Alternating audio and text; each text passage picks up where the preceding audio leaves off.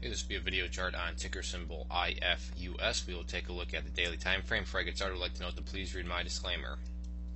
So here we are looking at the chart, and hopefully I'm stating the obvious when I say the chart is looking great.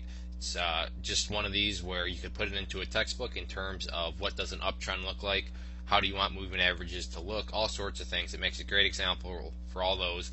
So this is definitely more of a overall type chart view. I'm not saying that this is some quick one-day thing or anything like that. This video will definitely cover it from the perspective of the overall chart and what you want to see continue to happen as time progresses into the future. However, even on that note, if you're day trading and you like volatility, big swings, you can see that the chart has had plenty of that the past few days. But then that leads us into our first point is, even with the volatility, the price has still been putting in higher lows, and that's the name of the game. So that's where I want to first start off. Just a quick history of the chart, and then we'll talk about some supports and resistances and what we want to see occur next week.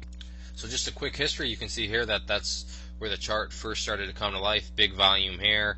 Then you can see the corresponding price action moved up, then went into a pretty big quiet period for a while. But the key thing here was it maintained its move, so higher lows, and then you can see again here, bigger volume, started to put in new highs, then went through a little consolidation period here. Again, key point being put in higher lows. Again, volume came back in bigger again, and the price has now moved upwards and currently is putting in higher lows and actually held a very important level of support earlier this week. So what I wanted to drive home there, though, is the higher low part. You can't have an uptrend without higher lows, and that's exactly what's been going on. And that's also allowed the moving averages to form and spread out with these nice upward slopes to them. Nice separation between them. This here is the 10-day. We have the 20-day simple moving average here, and then the 50-day simple moving average, and you can see the 50-day has that very nice upward slope to it. So that's always something that you want to see, upward slope to the moving averages, but preferably, especially when you're looking at a longer term trend, you want to see a nice increase in the 50-day simple moving average, which is what the chart has here. So in terms of support levels, these are going to be key levels of support. You can see this blue line here, the 10-day has been doing a fantastic job of holding the price every time the price has got close to it. There's one example. Here's another example right there. The price is held. Actually, here's another example right there.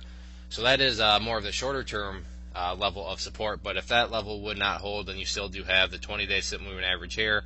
And then at the end of the day, from the overall chart perspective, I know nobody would want to see it go all the way back down there. But in the grand scheme of things, the overall picture, as long as the price does hold above the 50-day simple moving average, then technically the chart is still in a bullish uptrend.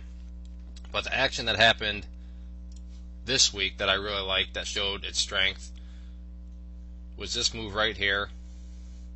And this is a very important level of support, or was a very crucial level of resistance, and that's right there at 0.015. So actually I'm going to change this to green real quick to represent support. And you can see here, acted as resistance, and then right there, power of charting right there, that's exactly where the price bounced. So it's nice to see on the back test, this level did indeed become a level of support.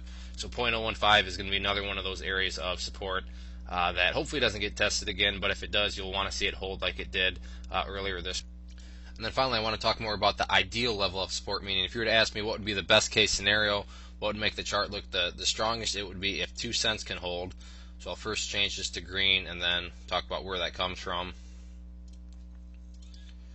But you can see here it acted as, let me pull that down a little bit more, make that a tad bit more accurate. There we go. You can see right there, got knocked down, so acted as resistance, but then when the price did close above it this next day here, price was able to close above it.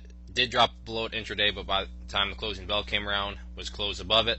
Then you can see right here, acted as support again.